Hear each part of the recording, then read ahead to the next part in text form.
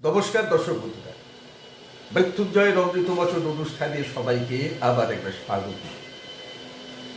বন্ধুরা, আজকের অমৃত বচন অর্থনৈতিক অচলাবস্থা কাটাবার উপায়, দারিদ্রতা মুক্তির উপায়, দ্রুত অর্থপ্রাপ্তির উপায়, পাওনা টাকা পুনরুদ্ধারের উপায়। অর্থাৎ আজ আমি আবার অমৃত বচন অনুষ্ঠানে আপনাদের হাতে এমন কিছু কাজ তুলে দিতে চলেছি যা দিয়ে আপনারা একাধিক সমস্যার জায়গা সমাধান করতে পারবেন। সমস্যার জায়গাগুলো তো আমি আগেই বলে দিলাম।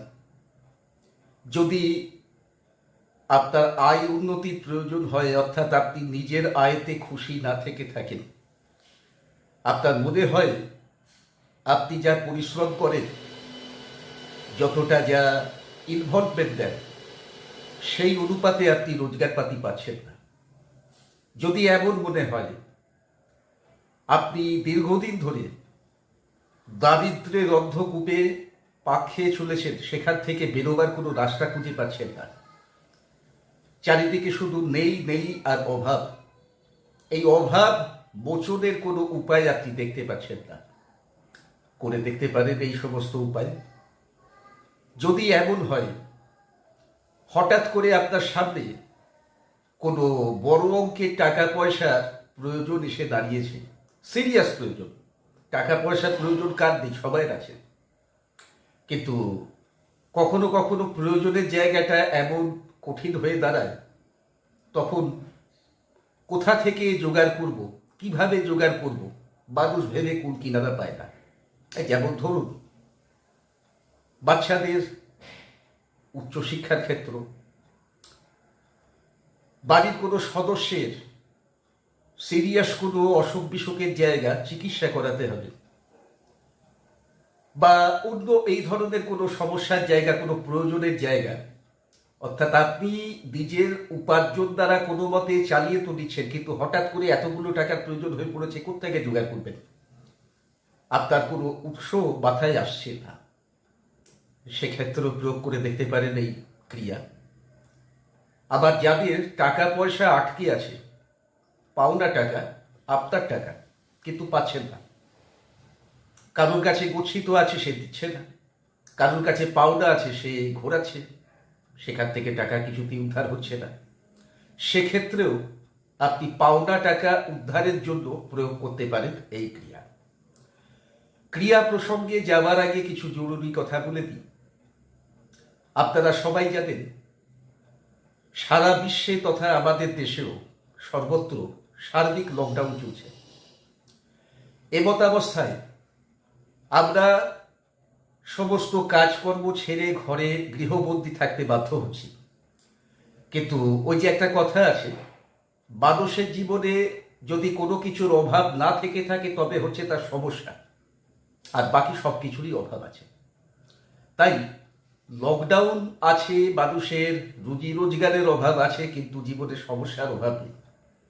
আপনারা প্রতিনিয়ত আমাকে ফোন করছেন, ফোনে আর নিজেদের সমস্যার কথা জানিয়ে কনসালটেন্সি করতে চাইছেন, আমার কাছে আসতে চাইছেন, কিন্তু আসতে পারছেন না। আমিও আপনাদের জন্য যে চেম্বার খুলে বসবো, চেম্বারে আপনাদের অ্যাটেন্ড করব, সেটাও আমি করে উঠতে পারছি না, আমিও গৃহবন্দী। তাই এই পরিস্থিতিতে আমি অনলাইন কনসালটেন্সির ব্যবস্থা করেছি। যারা নিজের ব্যক্তিগত সমস্যা নিয়ে আমার সঙ্গে আলোচনা করতে চান, আমার পরামর্শ গ্রহণ করতে চান, স্ক্রিনে দেওয়া আমার হোয়াটসঅ্যাপ নাম্বারে যোগাযোগ করুন। এখানে আমার অ্যাকাউন্ট নাম্বার পাবেন, সেই অ্যাকাউন্ট নাম্বারে আমার ভিজিট জমা করে আমার সঙ্গে অনলাইন, অর্থাৎ যে যেখানে আছেন নিজের বাড়ির থেকে ওভার ফোন আমার সঙ্গে কনসাল্ট করতে পারবেন, নিজের সমস্যা নিয়ে কথা বলতে পারবেন, আলোচনা করতে পারবেন, পরামর্শ নিতে পারবেন। আরেকটা বিকল্প রয়েছে, যা হোয়াটসঅ্যাপ নাম্বার তাই হচ্ছে গুগল পে নাম্বার। সরাসরি এই গুগল পে নাম্বারেও আবার দক্ষিণা তথা ভিজিটের অর্থ জমা করে আমার সঙ্গে কনসালটেন্সি করতে পারেন। তো বন্ধুরা, আমি সময় নষ্ট না করে সরাসরি প্রয়োগে চলে আসছি। প্রয়োগগুলি আপনাদের সুবিধার্থে আমি অন স্ক্রিন লিখেও দিচ্ছি, একটু নজর করে দেখুন। শুক্লপক্ষের প্রথম সোমবার থেকে শুরু করে, প্রথম প্রয়োগ আমি বলছি, শুক্লপক্ষের প্রথম সোমবার থেকে শুরু করে পরপর 21টি সোমবার সকালবেলায় সূর্যোদয়ের মধ্যে যদি হয় তো খুব ভালো। স্নান সেরে শুদ্ধ হয়ে শুদ্ধ বস্ত্র পরিধান করে 500 গ্রাম পরিমাণ আতপ চাল সঙ্গে নিয়ে, যা অবশ্যই আগের দিন আপনাকে সংগ্রহ করে রেখে দিতে হচ্ছে। কোনো শিব মন্দিরে চলে যান, শিব মন্দিরে চলে গিয়ে শিবলিঙ্গে জল নিবেদন করে শিবলিঙ্গের উপর ওই 500 গ্রাম চালের থেকে অর্ধেক পরিমাণ অর্থাৎ 250 গ্রাম পরিমাণ মতো চাল নিবেদন করে নিজের সমস্যার কথা জানিয়ে তার থেকে মুক্তির প্রার্থনা জানান। অর্থাৎ আপনি যদি দ্বিধারুণ আর্থিক সংকটের থেকে পরিত্রাণ পাওয়ার জন্য এই কাজটি করেন তাহলে সেই প্রার্থনা রাখুন। আপনি যদি পাওনা টাকা পুনরুদ্ধারের জন্য এই কাজ করেন তাহলে সেই প্রার্থনা রাখুন এবং ওখানে বসে 108 বার ওম নমঃ শিবায় মন্ত্র জপ করুন।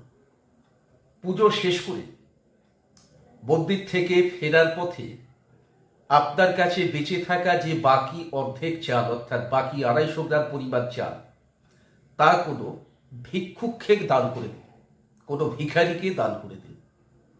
অবশ্যই সঙ্গে কিছু নগদ অর্থ দান দেবার চেষ্টা করবেন। এটা দান নয়, এটা দক্ষিণা।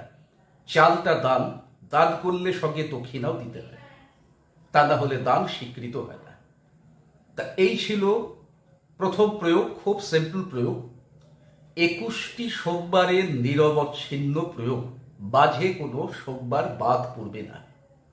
তাই যদি কেউ শুরু করতে চান শুক্লপক্ষের প্রথম সোমবার থেকে শুরু করুন।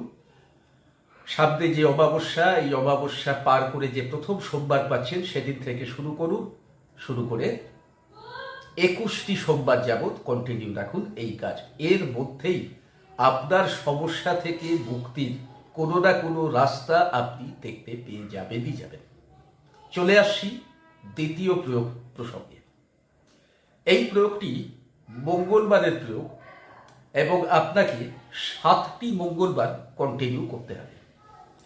প্রয়োগটি করার জন্য আপনার লাগবে একটি সতেজ পাতিলেবু, দাগ ছোপবিহীন নিখুঁত একটি পাতিলেবু এবং সতেজ হতে হবে।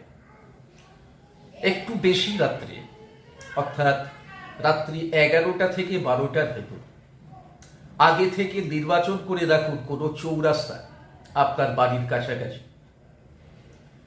মঙ্গলবার রাত্রিকালে 11টা থেকে 12টার মধ্যে ওই লেবুটি এবং সঙ্গে একটি ছুরি নিয়ে সম্পূর্ণ একাকী, কাউকে সঙ্গে না নিয়ে, যদি একান্তই কাউকে নিয়ে যেতে হয় প্রয়োগ যেখানে করবেন তার থেকে খানিকটা দূরে তাকে পিছন দিক ফিরে দাঁড় করিয়ে রাখবেন, সে যেন আপনার কাজ না দেখে। কি করতে হবে? প্রথমে আপনি ওই চৌরাস্তায় উত্তর দিকে মুখ করে দাঁড়াবেন। দাঁড়িয়ে পাতিলেবুটি নিজের মাথার উপরে 7 বার অ্যান্টি ক্লক ওয়াইজ ঘুরিয়ে নেবেন।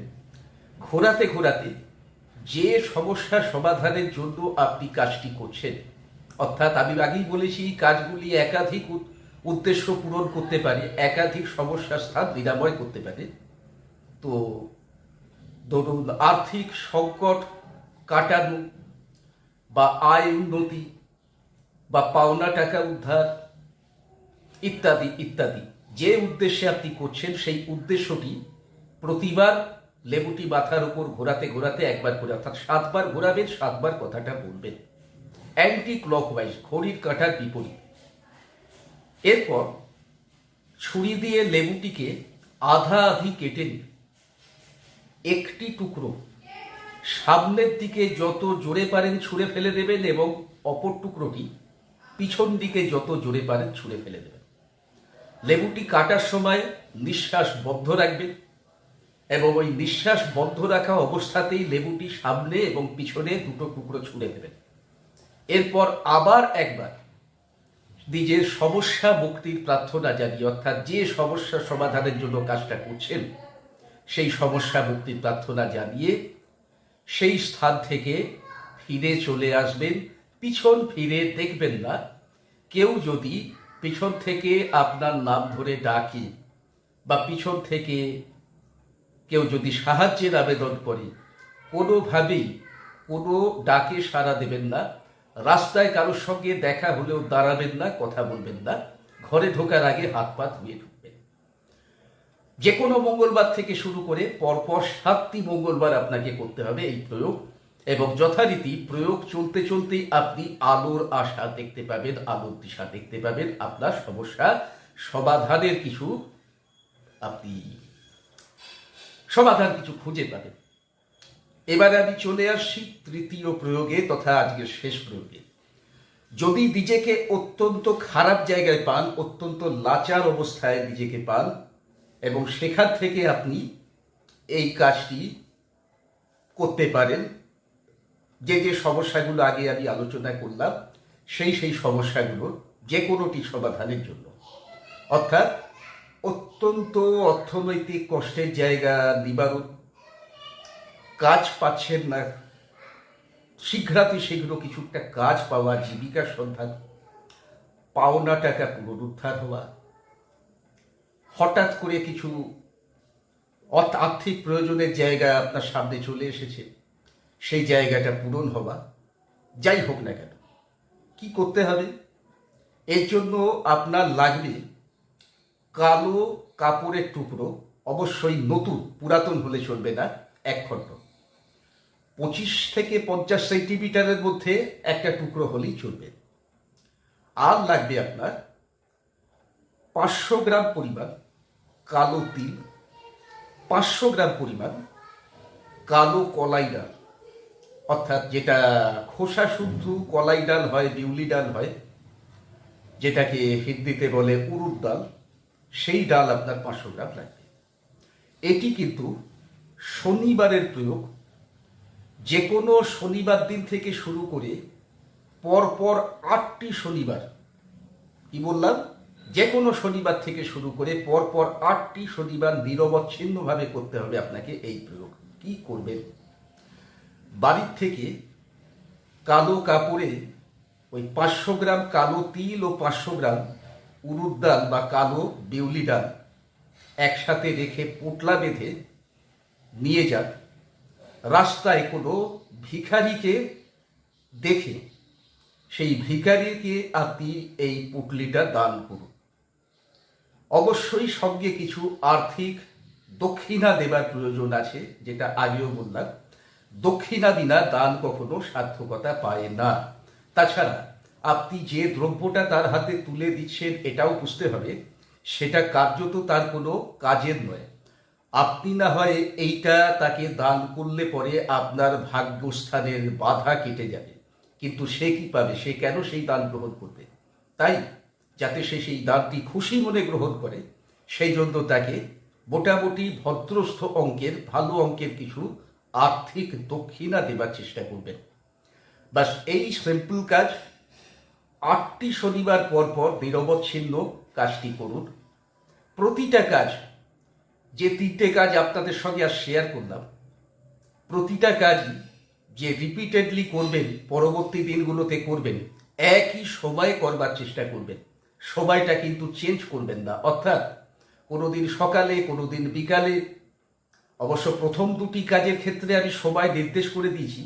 প্রথম কাজটি সূর্যোদয়ের মধ্যে, দ্বিতীয় কাজটি রাত্রে 11টা থেকে 12টার মধ্যে। তাও সময়টাকে ফিক্স রাখতে হবে। 11টা মানে 11টা, 11:30 মানে 11:30, 12টা মানে 12টা। আর দ্বিতীয় কাজ আপনি সকালে করলে সকালে করবেন, সময়টাও ফিক্স রাখবেন।